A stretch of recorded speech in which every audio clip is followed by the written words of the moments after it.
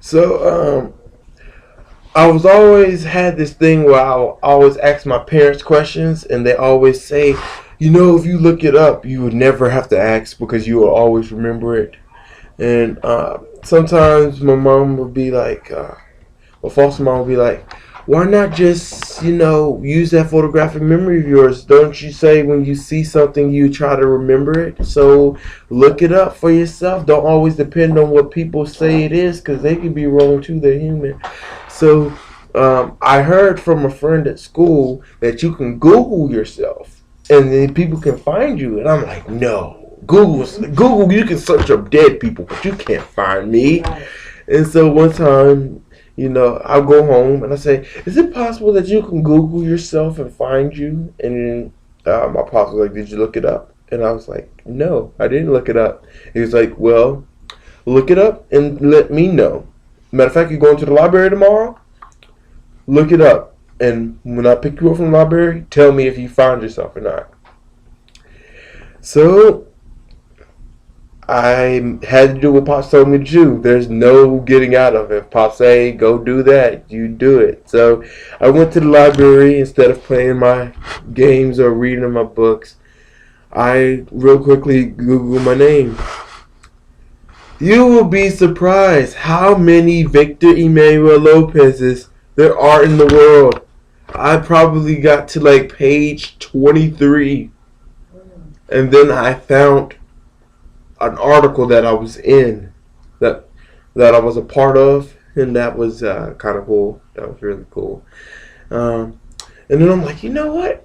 If this works for me, and I didn't even anticipate trying to find my mom, my birth mother, but the way it happened, I was like, I just Googled Carisa Marlena Lopez. I did not know that she was married to, but she kept it hyphenated Martinez Lopez Martinez. She hyphenated the name, but I did not know that. So I'm typing in her name, and I'm like, just scrolling down, and eventually I click a Facebook link.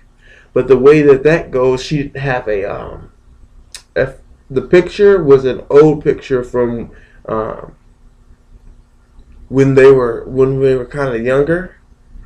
So I didn't know that was her. But then I like a week later, it was before I had this wonderful laptop here. So I went back to the library a week later, and I had this email saying it was somewhat like. Hi, my name is Carissa Martinez Lopez. I'm looking for my son. I received a notification that there was a Victor Emmanuel Lopez who searched my profile, and that happened to be the name of my older son. If this is not him, please excuse this message. But if this is him, I love you and I miss you, and I can't remember what the rest of it, but it was, I was literally crying in the library, and I really didn't care. I cried in the library, and then, but the thing was, I didn't tell my foster parents, but normally I could talk to them, but just that I just didn't, because I didn't know how to, say. It was kind of difficult because my foster parents, they were like my parents, they didn't really use that title as foster unless it was like medical or by law, like if they're the judge or court or something, but it was never really in public or social events. So I couldn't just, I didn't know how to, throw that kind of.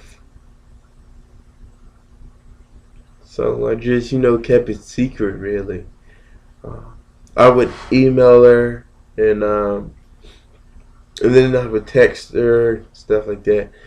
And then, of course, it was not very good with the law, believe it or not, because my birth mother's rights were terminated, which means you weren't supposed to have any contact.